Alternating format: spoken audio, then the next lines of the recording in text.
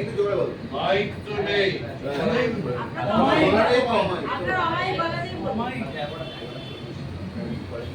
ভালোই হয়েছে আমার মনে হয়েছে। আমি মানে নেপথ্য থেকে যা দেখেছি ওটা তো দেখতে পাচ্ছি না। একটাই যেটা মূল যে একটা বিতর্কের জায়গা হতে পারে সেটা হচ্ছে যে অজপরদশ মুখোপাধ্যায়ের লেখা একটা গল্প, এবং এটা যেটা আমি ওখানে সেদিন বললাম লুইস ক্যারলের অ্যালিস ইন ওয়ান্ডারল্যান্ডের দ্বারা অনুপ্রাণিত। অনেকগুলো চরিত্র বেড়াল টেরাল অ্যালিস ইন ওয়ান্ডারল্যান্ডে আছে, সেইটাকে সুকুমার রায় খুব সুন্দরভাবে রূপান্তরিত করেছে। এটা একটা কিংবদন্তি সৃষ্টি বলা যেতে পারে। সেইটা যখন উপস্থাপিত হচ্ছে স্টেজে, সেটাকে নানানভাবে একটা নতুন নাটকের দ্বারা বিঘ্নিত করা হচ্ছে। মাঝে মাঝে একটা নতুন নাটক উঠে যাচ্ছে। এটাই হচ্ছে বিতর্কের একমাত্র জায়গা। অন্য কোনো জায়গা একটু ভালো করলো, একটু খারাপ করলো ইত্যাদি সেগুলো নেই। কিন্তু এইটা হচ্ছে একটা তাত্ত্বিক জায়গা, একটা দর্শনের জায়গা, একটা ফিলোসফিক্যাল জায়গা, যে এই যে ইন্টারাপশনটা কি থাকবে, তাতে কি নাটকের উন্নতি হচ্ছে নাকি নাটকের অবনতি হচ্ছে, এটা দু রকমের মত আসবে। তো আমাকে যদি জিজ্ঞেস করো এটা করা যেতে পারে, এই ধরনের কাজ আমরা করেছি। একটা নাটক করেছিলাম শিশুরা এবং ডক্টর কনসা। এই নাটকটা খুব একটা খুব সিরিয়াস করেছিল।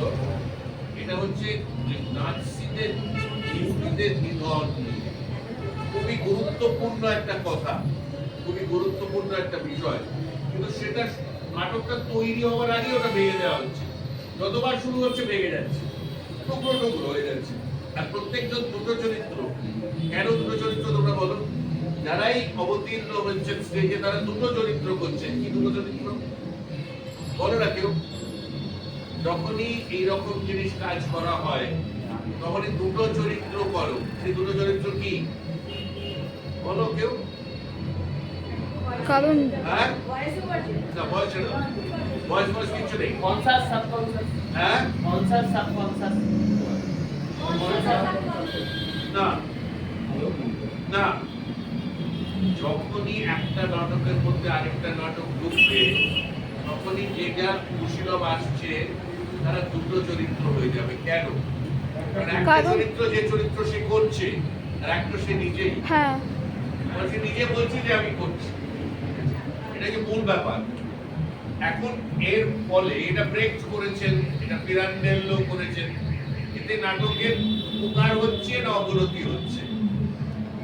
এই নাটকে আমার মনে হচ্ছে এটা একটা এক্সপেরিমেন্ট, এবং এক্সপেরিমেন্টটাকে মেনে নেওয়া যেতে পারে। বাদল সরকার করেছেন বড় পিসিমা নাটকে। ওটা একটা নাটক এবং নাটক বিষয়ক একটা নাটক, একটা নাটক এবং নাটক তৈরি করার নাটক। সিনেমায় হয়েছে। মৃণাল সেন করেছেন আকালের সন্ধানে। আকাল নিয়ে একটা সিনেমা, আর আকালের সন্ধানে মানে আকালটাকে তৈরি করার যে এরকম হয়েছে। এই ক্ষেত্রে আমি যতটুকু আমি দেখেছি, আমি হয়তো পুরোটা দেখিনি, আমার যেটা মনে হয়েছে যে এটাকে সাকসেসফুল করতে গেলে ধরে নিচ্ছি যে এই দর্শনের দিক থেকে এটা মেনে নিচ্ছি যেটা করা যাবে, তাহলে ওই যে মাঝের জায়গাটাকে এই জায়গাটার সঙ্গে একই লেভেলে আনতে হবে। এটা না হলে হবে না। মনে হতে হবে সুকুমার রায় লিখছেন, সুকুমার রায় একটা মুন্সিয়ানা আছে লেখার মধ্যে। লেখাটা খুব সহজ নয়। কালকেই তাপু ছিল, আমরা সিনেমা শুট করছিলাম, কিরকমভাবে স্ক্রিপ্টটা লেখা এবং কিভাবে করা, কিভাবে শুট করলো। আজকে আমরা ঋতুপর্ণাকে নিয়ে বললাম মুক্ত একেবারে কালকে যে কিভাবে এরকম তিনটে সেকশন একটা লোক ম্যানেজ করে করে গেল। সেটার জন্য এই যে মাঝের যে পোর্শনটা সেটাকে আরেকটু বেটার করতে হবে বলে আমার মনে হয়। কিভাবে বেটার? অ্যাক্টিংটা ওই এসেছে, অঙ্কিত এসেছে, অ্যাক্টিংটা খুব ন্যাচারাল করলে ভালো হয়। যতটা ন্যাচারাল করা যায়, যে মনেই হবে না যে এটা হজবর্ণ থেকে আলাদা। এই হজবর্ণারই এক্সটেনশন আছে। তাতে একটা হচ্ছে ন্যাচারাল করা, যেই হিউমারটা হজবরলতে আছে সেই হিউমারটা এর মধ্যেও আনতে হবে। ওইরকম পাগলামি। হজবর্ণার মূল ব্যাপারটা হচ্ছে অ্যাবসার্ড, ননসেন্স। ননসেন্স মানে কি? ননসেন্স কোনো গালাগালি নয়, হ্যাঁ। খারাপ কিছু নয়। ননসেন্স মানে যেটা সেন্স তার বাইরে, সেন্সের বাইরে।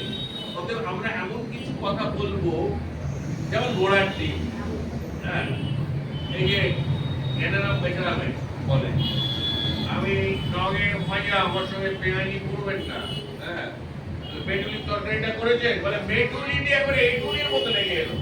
এইরকম করে যদি আনা যায়, তাহলে ওই ডায়লগ গুলো মজার মনে হবে।